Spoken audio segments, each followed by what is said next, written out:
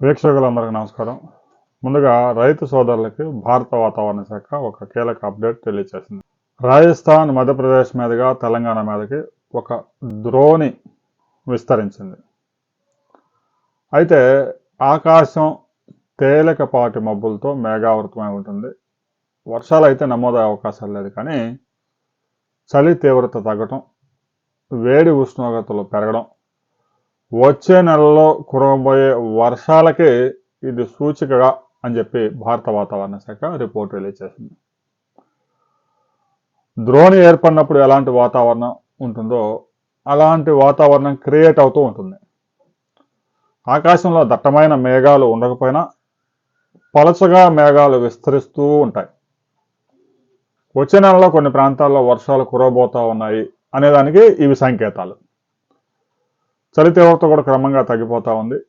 ఉష్ణోగ్రతలు కొన్ని ప్రాంతాల్లో 33 డిగ్రీలు టచ్ అయ్యాయి.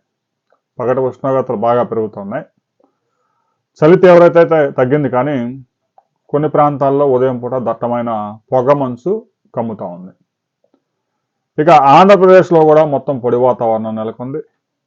ఉష్ణోగ్రతలు వేగంగా పెరుగుతూ ఉన్నాయి. చలి తీవ్రత గణనీయంగా తగ్గింది. అయితే వచ్చే నెలలో వర్షాలు కురవబోతా ఉన్నాయి అనే భారత వాతావరణ శాఖ రిపోర్ట్తో వ్యవసాయ శాఖ కూడా రైతు సోదరులని అలర్ట్ చేసింది.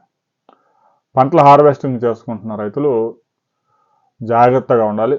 ముఖ్యంగా మిర్చి హార్వెస్టింగ్ చేసుకుంటున్న రైతులు తప్పనిసరిగా టార్పాలిన్ పట్ట కప్పుకోవాలి. ప్రస్తుతానికైతే 2 రాష్ట్రాల్లో వర్షాలు ఇమ్మీడియట్గా పడే అవకాశాలు ఏమి లేవు. చిరుజల్లులు కూడా ఎక్కడ నమోదు కాలేదు. రాబోయే 24 అవర్స్లో కూడా చిరుజల్లులు కూడా నమోదయ్యే అవకాశం లేదు. ఆకాశం కొద్దిపాటి మేఘావృతమై ఉంటుంది. రైతులు ఆందోళన చెందాల్సిన అవసరం లేదు. రాబోయే 2-3 రోజుల్లో ద్రోణి ప్రభావం ఏర్పడబోతా ఉంది. వచ్చే నెలలో ఫస్ట్ వీక్లో కొన్ని ప్రాంతాల్లో చిరుజల్లులు కురిసే అవకాశాలు ఉన్నాయి అనే దానికి ప్రస్తుతం సంకేతాలు వస్తూ ఉన్నాయి. దానికి సంబంధించిన మరిన్ని అప్డేట్స్ మరో రిపోర్టు 2-3 రోజుల తర్వాత రాబోతా ఉంది. ఆ రిపోర్ట్ వచ్చిన తర్వాత మరిన్ని వివరాలతో మరో వీడియోలో మనం కలుసుకుందాం.